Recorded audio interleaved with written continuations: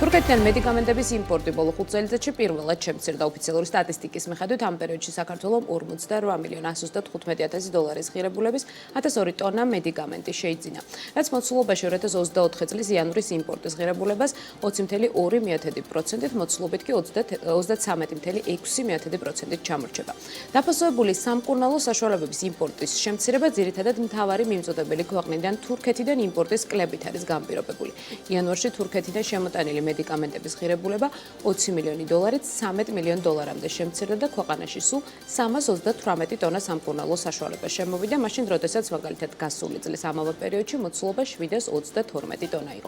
ფარმაცევტული კომპანიების ასოციაციაში თურქეთიდან მედიკამენტების იმპორტის განახევრებას რამდენიმე ფაქტორით ხსნიან. გაერთიანების ხელმძღვანელი აღნიშნავს, რომ თურქეთიდან იმპორტირებული მედიკამენტების 90-95% რეფერენტულია. რატომ შემცირდა თურქეთიდან მედიკამენტების იმპორტი და რა რისკები ჩნდება საქართველოსთვის თურქეთიდან მედიკამენტების იმპორტის შემცირებით? თემაზე საუბარს ფარმაკოეკონომიკისა და პოლიტიკის კონსულტანტთან თინათინ ტურძელაძესთან ერთად ვაგრძელებთ, რომელიც პირდაპირ ეთერში გვერდდება. მოგესალმებით, ქალბატონი თინათინ, პირველ რიგში მადლობას გიხდით თქვენი დროისთვის, როგორ გესმით ჩემი ხმა? მოგესალმებით, მესმის, დიახ. ქალბატონი თინათინ, რა შეიძლება იყოს შემცირების მიზეზი, მთავარი განმაპირობებელი ფაქტორები, როგორც აღნიშნე ამ მიმართულებით სტატისტიკა შემცირებას გვიჩვენებს იმპორტის თვალსაზრისით. ხომ არ შეიძლება მათ შორის რეფერენტული ფასწარმოქმნა იყოს ერთ-ერთი მიზეზი, ამ მიზეზზე გარკვეულწილად საუბრობენ მაგალითად დარგობრივ ასოციაციაში? რეფერენტული ფასწარმოქმნა ნამდვილად არ არის მიზეზი, იმიტომ რომ ეს ინსტრუმენტი შემოღებულია 22 წლის დეკემბერში. და როგორც წესი, მისი მასთან კორელაციური შედეგები დგება მეხსეულად.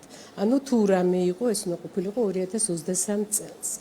მაგრამ რამდენადაც მე ვიცი, იმპორტის შემცირებულ მოცულობაზე საუბარია ჯერ მხოლოდ ერთი თვის მონაცემებზე. ერთი თვის მონაცემები არანაირად არ არის ვალიდური იმისათვის, რომ რაიმე შეფასება გაკეთდეს. უნებრივია საჭირო იქნება გაცილებით დიდი ინფორმაცია დინამიკაში რო ინახოს, იმიტომ რომ ეს შეიძლება იყოს დაუშვათ რაღაცის ჩანაცვლება, ადგილობრივი მწარმოებლების სასაქონლო პორტფელის გაზრდა, ახალი პროდუქციის შევსება და ჩანაცვლება, იმიტომ რომ ჩვენი ადგილობრივი წარმოება სულ რაღაც 12-15%-ია და იგეგმება 20-30%-მდე გაზარდონ. შეიძლება იყოს ბევრი სხვა მიზეზიც, მათ შორის იგივე თურქეთში იანვრის თვეში როგორც წესი ხდება ხოლმე ფასების გადახედვა წელიწადში ერთხელ და ევროს კურსთან შესაბამისობაში მოყვანა. ნუ მართალია იქ ევროს რეალური ფასი და წამლებისთვის გამოყენებული ფასი სხვადასხვა, მაგრამ ნუ მაინც იზრდება, ევრო მყარდება, ლირა გაუფასიურებულია და აქედან გამომდინარე, ბუნებრივია ხდება ხოლმე აუცილებლობა იმისა, რომ წელიწადში ერთხელ გადაიხედოს ფასები. ამ მიმართებითაც მოხდა თურქეთში მედიკამენტების გაძვირება, შეიძლება ამანაც შეაფერხა, შეიძლება ის იყო მარაგები, რომელიც უდეც, ანუ ჩვენ ეს უნდა ვნახოთ დინამიკაში, ჯერჯერობით დასკვნების გაკეთება არ იქნება სწორი. ქალბატონი თინათინ, ჯერ რა თქმა უნდა, ერთ თვეზეა საუბარი, უბრალოდ შეგვიძლია თუ არა გარკვეულწილად რაიმე სახის რისკებზე საუბარი, სწორედ ამ იმპორტის მოცულობის შემცირებიდან გამომდინარე. მესმის, რომ ჯერ უნდა დავაკვირდეთ პროცესის დინამიკაში, როგორ და რანაირად რა გამოიკვეთება, ასე ვთქვათ, შემდეგ თვეებში, მაგრამ აი იმის გათვალისწინებით, რომ ბოლო 5 წლის განმავლობაში ყოველთვის, ასე ვთქვათ, მზარდი დინამიკა გქონდა ამ კუთხით. რაიმე სახის რისკებს უნდა ვხედავდეთ თუ არა, იმის გათვალისწინებით, თუ გაგრძელდება მათ შორის ეს დინამიკა შემდეგ თვეებშიც. და რა შეიძლება იყოს ეს რისკები? თქვენ ალბათ ხედულობაში გაქვთ ის, რომ ხომ არ გვექნება ფიზიკური დეფიციტი ნამდვილად, დიახ, მათ შორის, დიახ. სხვა რისკები პრაქტიკულად ჩვენ ყველაფერი გვაქვს. ფიზიკური დეფიციტი ბაზარზე დღესაც არის. საერთოდ არსებობს დაახლოებით 7000 მოლეკულა, გენერიკული მოლეკულა და საქართველოს ბაზარზე არასოდეს არ ყოფილა 1000 მოლეკულაზე მეტი. ის ნაირსახეობა, რომელიც 11000 სახით აქვს, ეს არის ამ მოლეკულების სხვადასხვა სავაჭრო დასახელებები. ანუ რომ მოლეკულების დეფიციტი ჩვენ დღესაც გვაქვს ბაზარზე, ამიტომ ეს პრობლემა დღესაც გვიდგას. ამ პრობლემის რაიმე გაუარესების წინაპირობას ნამდვილად ვერ ვხედავთ, იმიტომ რომ თუ რამე შეიძლებოდა რაიმე ლიბერალური ბაზარზე დაშვების მექანიზმი არსებობდეს, რომელსაც სოფლიო არ იყენებს. ჩვენ ყველა გვაქვს გამოყენებული და მათ შორის თურქეთის ავტორიზაცია არის განსაკუთრებული ავტორიზაცია, იმიტომ რომ ზოგადად ჩვენი კანონმდებლობა ითვალისწინებს ორი სახის ავტორიზაციას: ეროვნული და აღიარებითი. აღიარებითის დროსაც და ეროვნულის დროსაც არის განსაზღვრული პაკეტი დოკუმენტის წარმოსადგენია, რომელიც საშუალებას მისცემს მარეგულირებელს, რომ გააგრძელოს ზედამხედველობა ამ მედიკამენტებზე, იმიტომ რომ მედიკამენტების შეფასება მთავრდება ავტორიზაციით. მერე მიდის ფარმაკოზედამხედველობა, ფარმაკოვიგილანსი, რომელიც პრაქტიკულად უნდა ითვალისწინებს მედიკამენტების უსაფრთხო გამოყენებაზე ზედამხედველობას. ჩვენ ეს მექანიზმები შეზღუდულად, მაგრამ მაინც გვაქვს და თურქეთის შემთხვევაში ეს არაფერი არ გვაქვს. იმდენად ლიბერალური მექანიზმია დაშვებული, ეგრეთ წოდებული პროაქტიული რეგისტრაცია. თუმცა ეს არასწორად არის გაგებული და არასწორად არის რეგლამენტირებული, იმიტომ რომ პროაქტიული სინამდვილეში იყო აღიარებითი რეჟიმისთვის დაშვებული მექანიზმი და არა დამოუკიდებელი რეჟიმი. მაგრამ როგორც არის, ყოველ შემთხვევაში ეს მექანიზმი არის და ამ ხრივ შეფერხება სახელმწიფოს მხრიდან მოლეკულების შემოტანას ბაზარზე არ აქვს ნამდვილად და ვერც ექნება დარწმუნებული ვარ. მინდა ვისაუბროთ რეფერენტულ ფასს წარმოქმნაზე. ამ ნაწილში გვახსოვს ზოგადად ფარმაცევტული კომპანიების წუხილიც დადგენილ ფორმულასთან დაკავშირებით. მინდა შეგაფასებინოთ ზოგადად როგორ ფიქრობთ, რა მისცა ბაზარს რეფერენტული ფასს წარმოქმნის შემოღებამ და ხომ არ ფიქრობთ ან ხომ არ შეამჩნიეთ გამოიკვეთა თუ არა ამ პროცესში რაიმე სახის გამოწვევები, რასაც შესაბამისი საფასუხო რეაგირება უკვე სჭირდება. რეფერენტული ფასს წარმოქმნის მექანიზმი შემოღებული იქნა 22 წლის დეკემბრის თვეში. ეს არ არის რაღაც ისეთი მეთოდოლოგია, რომელიც არ საჭიროებს განვითარებას. მას ბუნებრივად აქვს დინამიურად სულებების შეტანის საჭიროება. ამ ეტაპზე მე რაც მსმენია, ბიზნესს ძირითადად პრეტენზია აქვს ფორმულასთან დაკავშირებით, რომელიც ითვალისწინებს რეფერენტად შერჩეული რეფერენტული კალათის ქვეყნებში ამ წამლების საშუალო ფასის გასაშუალებული ფასით გაყიდვის უფლება საქართველოში. და ძირითადი აქცენტი ამაზეა გაკეთებული, რომ იყოს არასაშუალო, არამედ მაქსიმალური, რომ არ გამოირიცხოს რომელიმე ბრენდი საქართველოში შემოტანა. საქმე იმაშია, რომ ეს არ არის მე მგონი ბოლომდე სწორად გაგებული, რას ნიშნავს საშუალო ფასების საშუალო დაშვებული ფასი, ანუ მედიანური ფასი საქართველოს. საქმე იმაშია, რომ საქართველოს GDP გაცილებით ნაკლებია, ვიდრე რეფერენს კალათაში შეტანილი ქვეყნების GDP. ამიტომ ჩვენ ამ ფორმულის შეცვლა შეგვიძლია მხოლოდ იმ შემთხვევაში, თუ გაიზრდება საქართველოს ეკონომიკა, თუ საქართველოს მოსახლეობას გაუჩნდება მეტი ფული, რომ უფრო მეტი გადაიხადოს წამალში. დღევანდელი რეგულაციით დაშვებული გვაქვს ორი ფასი. ერთი ეს არის ორიგინალი წამლის ფასი და მეორე ეს არის მისი გენერიკული ასლების ფასი. ანუ ჩვენ ორდონიანი ფასი შემოვიტანეთ, ეს არის მაქსიმალური, რაც შეიძლება გაკეთებულიყო იმისათვის, რომ ბაზარზე ორიგინალური წამალი დარჩენილიყო და ის არ გასულიყო ქვეყნიდან. რაც შეეხება იმას, რომ კიდევ დამატებითი დაშვებები გაკეთდეს, ეს შესაძლებელია მხოლოდ იმ შემთხვევაში, როგორც გითხარით, თუ საქართველოს GDP გაიზრდება და პარალელურად თუ საყოველთაო ჯანდაცვა უზრუნველყოფს მთელი მოსახლეობის მოცვას. საქართველოში საყოველთაო ჯანდაცვას მოცული ყავს მხოლოდ მოსახლეობის მცირე ნაწილი, რომელსაც უფასო წამლების მიღება შეუძლია. ეს არის სოციალური დაუცველები, პენსიონერები და ასე შემდეგ. ანუ შეზღუდული ნაწილია. დანარჩენი მოსახლეობა ამ პროგრამაზე წვდომის უფლება ამ დანარჩენ მოსახლეობას არ აქვს. განსხვავებით თურქეთში, მაგალითად, თურქეთში 11000 წამალია რეგისტრირებული და აქედან 8000 წამალზე დასაქმების მიუხედავად მოსახლეობას აქვს სრული წვდომა. მცირე ნაწილში თანადაფინანსება. ასეთ შემთხვევაში შესაძლებელი იქნებოდა ფორმულის ცვლილებაზე საუბარი.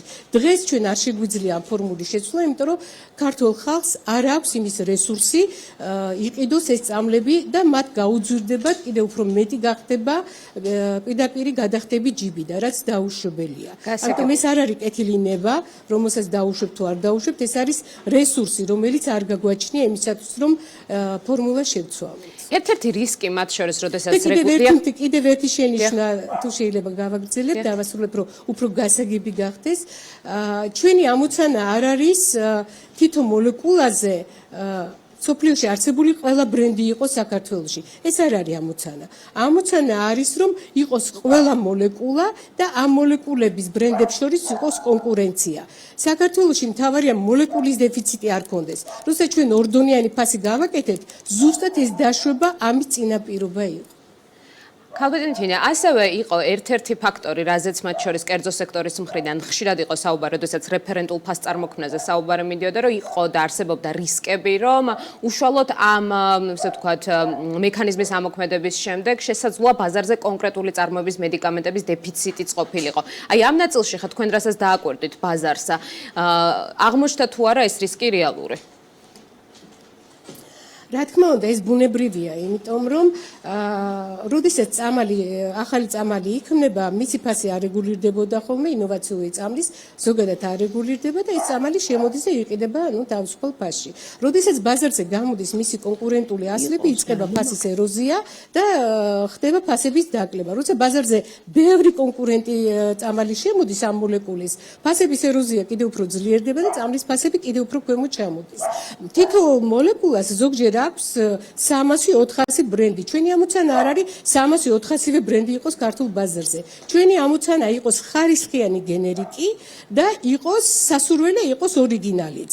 გარანტირებული ბიოეკვივალენტურობით, ანუ ჩამნაცვლებები. ანუ პრობლემა იმაზე, რომ ხარისხიანი მოლეკულები გქონდეს, ჩვენ წდება არა ფას რეგულირების ინსტრუმენტით, არამედ ავტორიზაციით, რომ იმან დაუშვას ხარისხიანი მოლეკულები, ჩვენი ფას რეგულაციის მოდელი იძლევა საშუალებას ბაზარზე იყოს რამოდენიმე გენერიკი.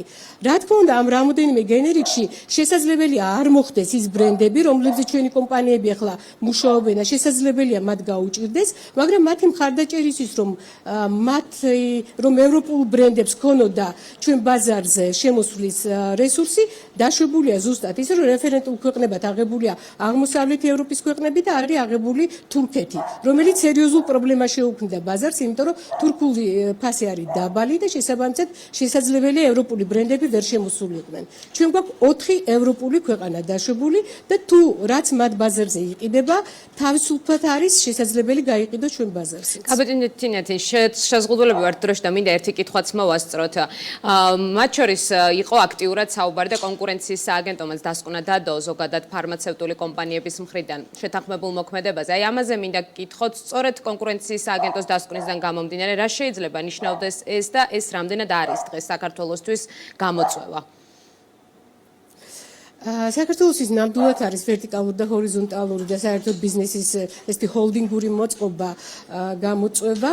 თუმცა მე ვიტყოდი, რომ შესაძლებელია ნაკლებ პრობლემას ქმნის დაუშვათ ჩვენთან ის, რომ მწარმოებლები და დისტრიბუტორები არიან ვერტიკალში ერთმანეთს დაქვემდებარებული. ძირითადი პრობლემა ამაში არ არის. პრობლემა არის იმაში, რომ ფარმაცევტული ინდუსტრია ფლობს სამედიცინო სექტორს. აფთიაქი არ არის ინდუსტრია. აფთიაქი არის საზოგადოებრივი ჯანდაცვის კომპონენტი და ის უნდა იყოს დამოუკიდებელი ინდუსტრიისაგან. ისევე როგორც ავადმყოფო.